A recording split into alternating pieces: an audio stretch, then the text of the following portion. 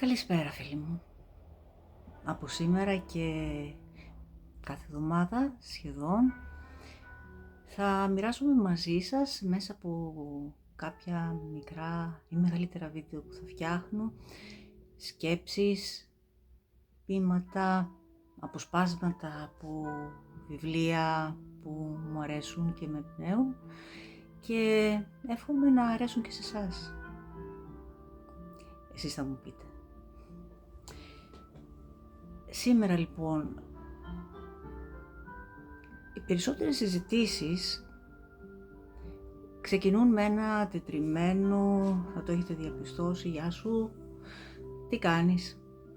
Και η απάντηση είναι σχεδόν πάντα η ίδια. Καλά, εσύ?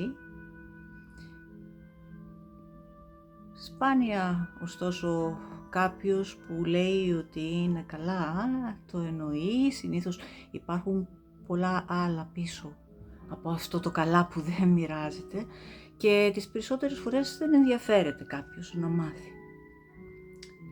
Είναι ένας χορός από μάσκες. Τι θα γινόταν άραγε αν αντί για αυτόν τον αυτοματισμό έμπαινες σε μία συζήτηση με περισσότερη παρουσία. Όχι με ξυπνάδα, όχι με ατάκες έτοιμες ή χειριστικές, αλλά με λίγες λέξεις που κάνουν ρογμή στη μάσκα και επιτρέπουν στον άλλον να γίνει περισσότερο αληθινός. Τι θα συνέβαινε τότε? Σκέψου τι ιδιαίτερο συμβαίνει όταν νιώθεις ότι κάποιος σε καταλαβαίνει. Όχι για να σου πει, όχι να πάρει αφορμή από το δικό σου και να μιλήσει για κάτι δικό του, αλλά κάποιος να σε κοιτά ευθείας στα μάτια και να σε ακούει. Όχι βιαστικά, όχι για να σε ξεπετάξει, αλλά με υπομονή και ύστερα απλά να σου πει σε καταλαβαίνω.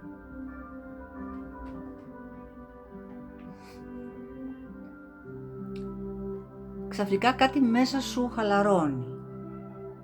Δεν στέκεσαι πια έξω από την πόρτα, χτυπώντας την και ελπίζοντας να σε δεχτούν.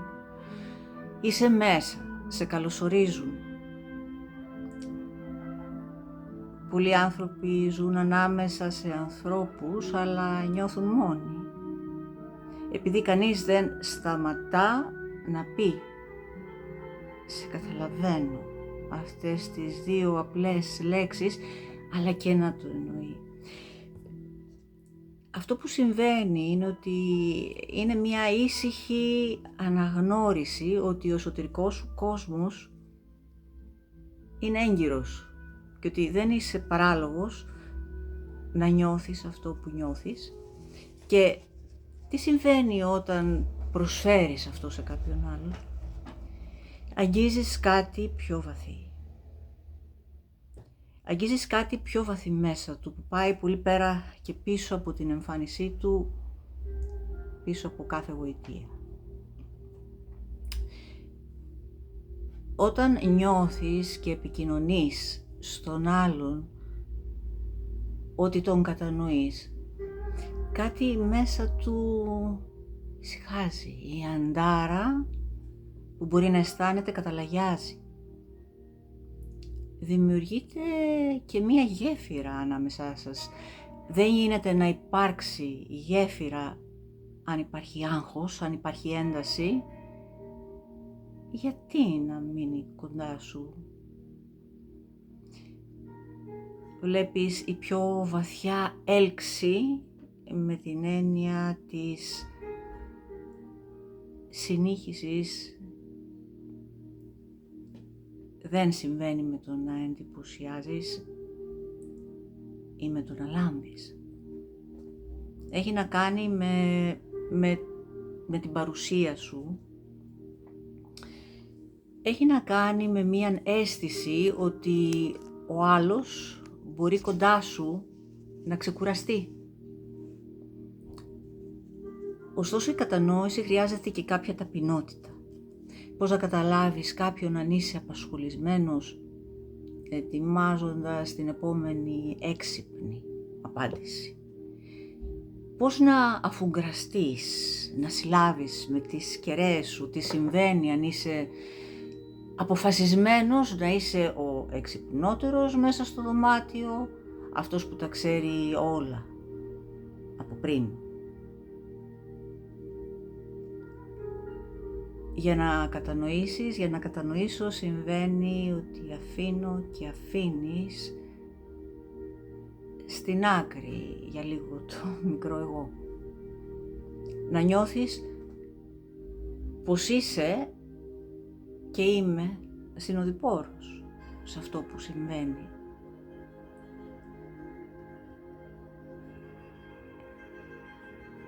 Μπορεί να μην τα γνωρίζω όλα, μπορεί να μην γνωρίζω πολλά, όμως βλέπω τα χρώματα του κόσμου σου και οι περισσότεροι άνθρωποι δεν λαμβάνουν αυτό το δώρο, μιλούν, ωστόσο τα λόγια τους πέφτουν στο κενό. Αλλά όταν κάποιος ακούει και μου λέει ναι, αυτό που λες βγάζει νόημα και μένω σε αυτό που ακούω, η καρδιά του άλλου ησυχάζει, νιώθει ότι συνοδεύεται, νιώθει ότι δεν περιπλανιέται πια μόνος, για αυτή τη στιγμή δεν περιπλανιέται μόνος και αρχίζει να συνδέεται με τον ίδιο του τον εαυτό πρώτα και να ανοίγεται στον ίδιο του τον εαυτό περισσότερο, αλλά και με εκείνον που του καθρεφτίζει αυτή την ποιότητα του χώρου. Αυτό βέβαια δεν σημαίνει ότι σκέφτεται το ίδιο. Σημαίνει ωστόσο ότι αναγνωρίζει το μονοπάτι που βαδίζει ο άλλος. Το μονοπάτι που υπάρχει πίσω από τα λόγια του. Και αυτή η αναγνώριση είναι αρκετή και είναι πάρα πολύ σημαντική. Και όσο περισσότερο ανοίγεται, τόσο πιο κοντά έρχεται και στην εμπιστοσύνη. Και αυτή είναι μια ήσυχη ροή της σύνδεσης. Ωστόσο, αν τα λόγια αυτά λέγονται χωρίς να τα ακούς στα αλήθεια, η φράση πεθαίνει στα χείλη. Μπορεί να φτάσει.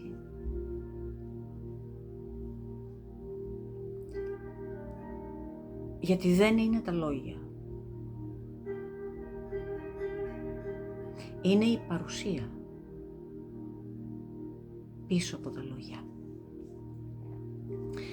Υπάρχει και μια άλλη φράση, πέρα από το σε καταλαβαίνω και αυτό βγάζει νόημα, που είναι πολύ απλή και όταν εξτομίζεται, όταν εκφράζεται ουσιαστικά, μπορεί να γίνει ένα αληθινό βάλσαμο, γιατί ικανοποιεί μια πολύ βαθιά λαχτάρα, που φέρει μια ανακούφιση και μπορεί να πάει πίσω, πολύ πίσω, στα παλιά, τα παιδικά, τα χρόνια. Και είναι 2 λέξεις μόνο. Έχεις δίκιο. Αναγνωρίζω ότι έχεις δίκιο. Αν είναι αληθινή, αν δεν χρησιμοποιείται υπερβολικά, αν δεν γίνεται κολακία ή αν δεν επικοινωνείται μέσα από φόβο και από κάποια πρόθεση ικανοποίησης κάποιου πράγματος, αν είναι αληθινή, αν βγαίνει από την καρδιά, είναι τόσο αφοπλιστική, κυριολεκτικά, κατεβάζει στα όπλα. Φαντάσου μία διαμάχη, έναν καυγά, που ο καθένας είναι αποφασισμένος να κερδίσει. Φαντάσου αυτό να γίνεται σε ένα debate. Και ξαφνικά ο ένας από τους συμμετέχοντες λέει «Έχεις δίκιο σε αυτό». Χωρίς αλλά, ακαριέα, η σύγκρουση, η διαμάχη διαλύεται.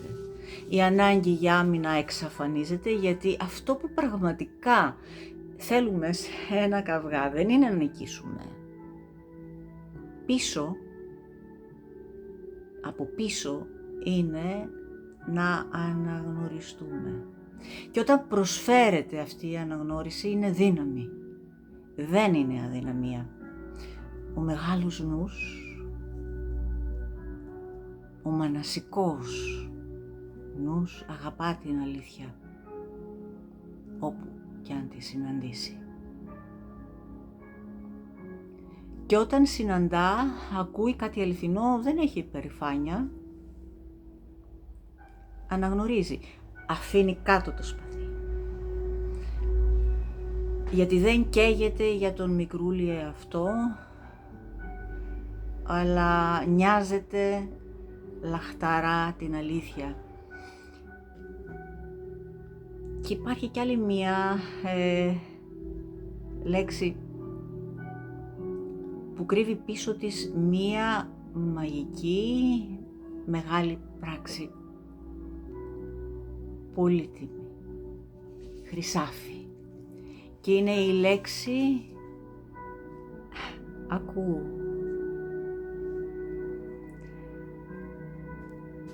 Ζούμε σε έναν κόσμο όπου όλοι μιλούν, αλλά σχεδόν κανείς δεν ακούει. Να ακούς δεν σημαίνει να περιμένεις τη σειρά σου για να μιλήσεις. Ωραίο, αλλά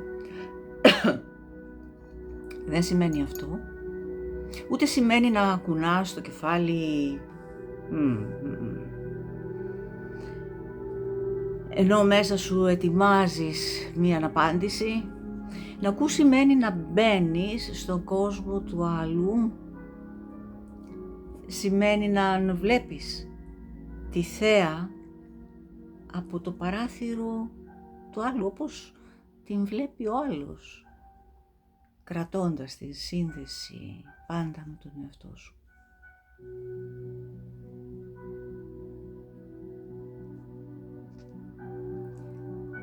Χωρίς την τάση να θέλεις να τον αναδιαμορφώσεις, να τον διορθώσεις, να τον διδάξεις, να του πεις τι πρέπει να κάνει, να τον καθοδηγήσεις. Και όταν λες σε ακούω, μπορεί και να μην το πεις καν, αλλά να εκπέμπεται, να το νιώθει ο άλλος. Αλλά και όταν το λες του σε ακούω και το εννοείς, αχ, τι δώρο του κάνεις. Γιατί όταν κάποιος νιώθει ότι τον ακούνε, νιώθει ζωντανός. Με κάποιο τρόπο νιώθει μέσα του ότι έχει σημασία να υπάρχει. Είναι σημαντικό που υπάρχει. Του δίνεις χώρο να ξεδιπλωθεί. Σε μια στιγμή που είναι πάρα πολύ σημαντική για αυτό να συμβεί, χωρίς να τον διορθώσεις.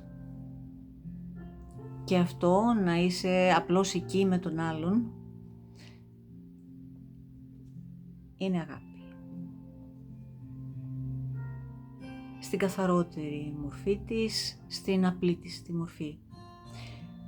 Δύο αυτιά έχουμε και ένα στόμα, έτσι μας τα έδωσε η φύση, ο ευλωτότερος δάσκαλος όλων. Οι άνθρωποι δεν λησμονούν αυτούς που τους έχουν ακούσει, γιατί μας έχουν προσφέρει κάτι σπάνιο. Την εμπειρία του να νιώθουν πως καθρεφτίζεται η ύπαρξη, και αυτό είναι μια πράξη που διορθώνει πολλά.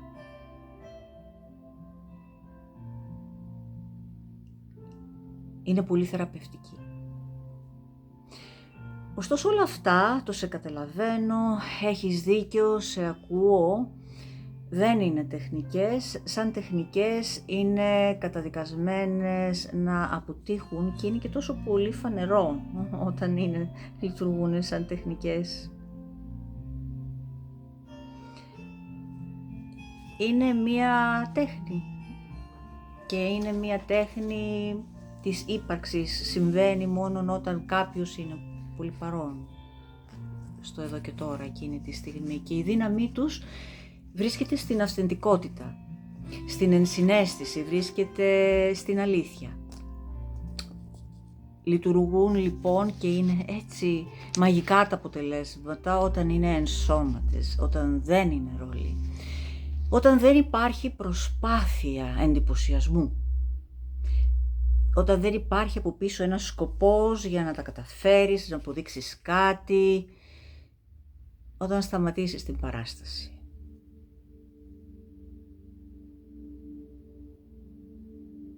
Και επιτρέψεις. Απλώς επιτρέψεις τους άλλους να ξεκουραστούν στην παρουσία σου. Δεν υπάρχει κάποια άλλη σκοπιμότητα δηλαδή από πίσω. Τότε έρχονται κοντά σου, όχι επειδή τους μαγνήτησες, αλλά επειδή έγινες χώρος, δημιούργησες μαζί τους χώρο για να νιώθουν ζωντανοί. Η έλξη δεν είναι κάτι που κάνεις, είναι κάτι που συμβαίνει όταν ξεχνάμε τον μικρούλι εαυτό μας, τον μικρό μας νου, τον περιορισμένο μας νου, για να συναντήσουμε κάποιον άλλον. Και κάθε φορά που ξεκινά μια συζήτηση, βρίσκεσαι σε ένα σταυροδρόμι. Από τη μια είναι ο παλιός ο δρόμος, για τι κάνεις, που είναι προβλέψιμος τόσο στην αρχή όσο και στο τέλος. Και από την άλλη, η παρουσία. Μια ευκαιρία να ξεκινήσεις κάτι όχι με τον παλιό τρόπο, αλλά με επίγνωση. Μια ευκαιρία η συνάντηση να ξεδιπλωθεί διαφορετικά, μια στιγμή που μπορεί να ξετυλιχτεί σε κάτι φρέσκο, καινούριο, ίσως και αξέχαστο.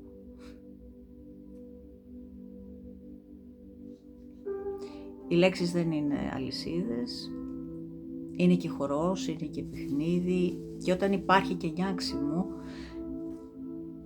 όταν υπάρχει μια δημιουργική περιέργεια, όταν υπάρχει φρεσκάδα, όλα λειτουργούν καλύτερα. Και δεν χρειάζεται να είναι πάντα σοβαρά. Μπορούν να είναι και ανάλαφρα. Είναι μια πρόσκληση για χορό. Είναι ζωντάνια, είναι ζωή, είναι ροή.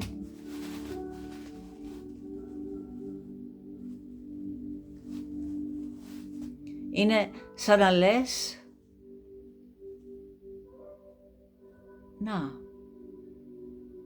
εδώ είμαστε. Δυο κυματισμοί στην ίδια θάλασσα. Συναντιόμαστε για μια στιγμή και ξανακυλούμε. Γιατί να μην μοιραστούμε κάτι αληθινό, κάτι ζωντανό. Όχι πληροφορίες, ζωή, παρουσία. Γιατί ο σκοπός της επικοινωνίας δεν είναι να εντυπωσιάσει,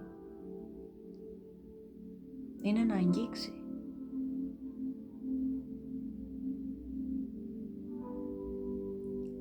Γι' αυτό και η σύνδεση δεν χτίζεται πάνω σε αυτά που λες. Δεν χτίζεται πάνω σε αυτά που λέω. Για αυτά που λέω ή για αυτά που λες, μπορεί κάποιος να σε θαυμάσει. Για τις γνώσεις σου, για την έμπνευσή σου, για την ομορφιά σου, για την εξυπνάδα σου, για την ευστροφία σου, για. Όχι για να νιώσει ωστόσο τη σύνδεση. Η σύνδεση συμβαίνει στην παρουσία σου, συμβαίνει στην ποιότητα της παρουσίας σου. Δεν χρειάζεται να είσαι ούτε ισχυρός, ούτε σπουδαίος. Δεν παίζουν κανένα ρόλο αυτά. Για να λάβεις, ούτε για να δώσεις. Χρειάζεται μόνο να είσαι ξύπνιος στη στιγμή. Να συναντάς τον άλλον όπως είναι. Αυτός που ακούει θυμίζει στους άλλους την κοινή μας πατρίδα. Τη βαθιά ανθρωπιά που μοιραζόμαστε, που μας βαστά στο πλέγμα το κοινό μας κάτω από τα πάντα. Το πλέγμα της ύπαρξης. Και αυτές οι λέξεις, το σε καταλαβαίνω, σε ακούω, είναι προσκλήσεις. Και όταν τις νιώθεις, όταν είσαι αληθινός, οι άλλοι νιώθουν ασφαλείς. Και γίνονται και εκείνοι περισσότερο αληθινοί, έρχονται και εκείνοι πιο κοντά στον εαυτό τους και τότε η παρουσία σου γίνεται δώρο, γίνεται μοίρασμα. Και όσο τη λαμβάνουν, θυμούνται πώς ένιωσαν μαζί σου. Ανάλαφρα, εύκολα, αυθεντικά. Και αυτό δημιουργεί μία σύνδεση. Επαναενεργοποιεί μία σύνδεση που υπάρχει έτσι κι αλλιώς στο βάθος της μεταξύ μας, ακόμα κι αν διαφέρουμε, ακόμα κι αν διαφωνούμε.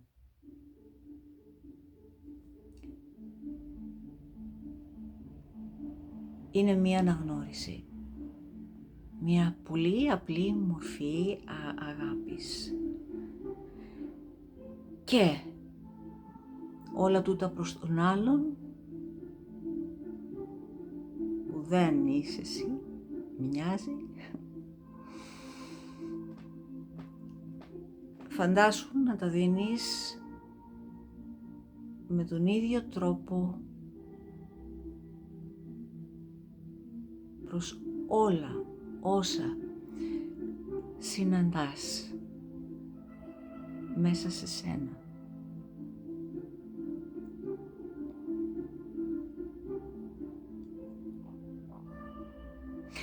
Αυτά ήθελα να μοιραστώ μαζί σας για σήμερα. Μέχρι την επόμενη φορά. Ανοιχτά να είναι τα μάτια της ψυχής μας.